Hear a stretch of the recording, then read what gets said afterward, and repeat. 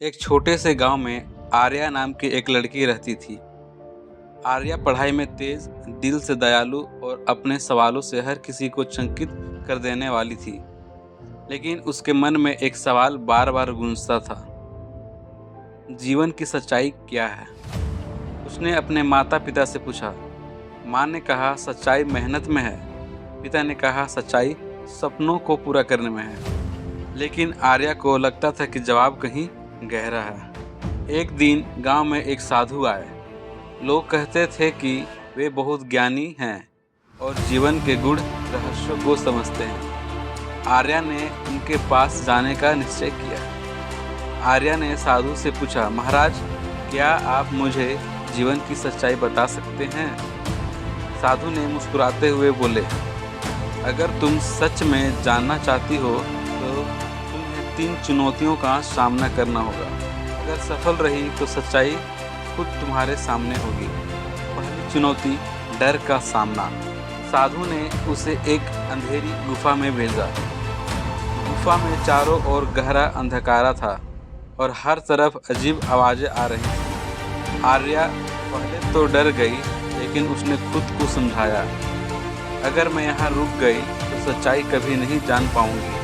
डर पर काबू पाकर उसने गुफा को पार किया। गुफा के अंत में साधु इंतजार कर रहे थे।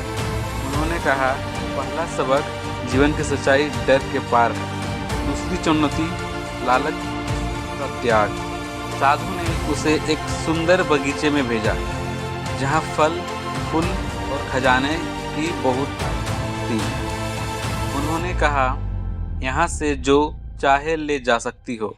आर्या ने बगीचे को देखा और सोचा, मुझे न इन चीज़ों की ज़रूरत नहीं है, मैं यहाँ सच्चाई जानने आई हूँ। उसने खाली हाथ लौटने का फैसला किया। साधु मुस्कुराए और बोले, दूसरा सबक, जीवन की सच्चाई लालच से दूर है। तीसरी चुनौती, सेवा का महत्व। अंतिम चुनौती में साधु उसे एक गरीब झोपड़ी में लेकर गए। वहाँ एक बीमार महिला कराह रही थी। साधु ने कहा, अगर तुम चाहो तो इसे छोड़कर जा सकती हो। लेकिन आर्या ने रुककर उस महिला की सेवा की। उसने अपने पास की सारी चीज़ें देकर उसे आराम पहुंचाया। जब महिला ठीक हुई तो उसकी आंखें में आभार था। साधु बोले, तीसरा सबक, जीवन की सच्चाई दूसरों की सेवा में ही है। साधु ने कहा, तुमने हर चुनौती पार कर ली, अब सच्चाई जानो। जीवन की सच्चाई खुद को पहचानने, अपने डर पर काबू पाने, लालच से मुक्त होने और दूसरों की मदद करने में ही है। सच्चाई कोई एक बात नहीं, बल्कि इसे जीने का तरीका है। आर्या ने सिर झुकाया।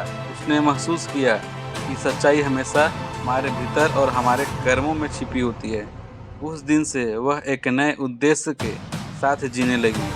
उसने न केवल अपने जीवन को बदला, बल्कि दूसरों के जीवन को भी बेहतर बनाने का काम किया।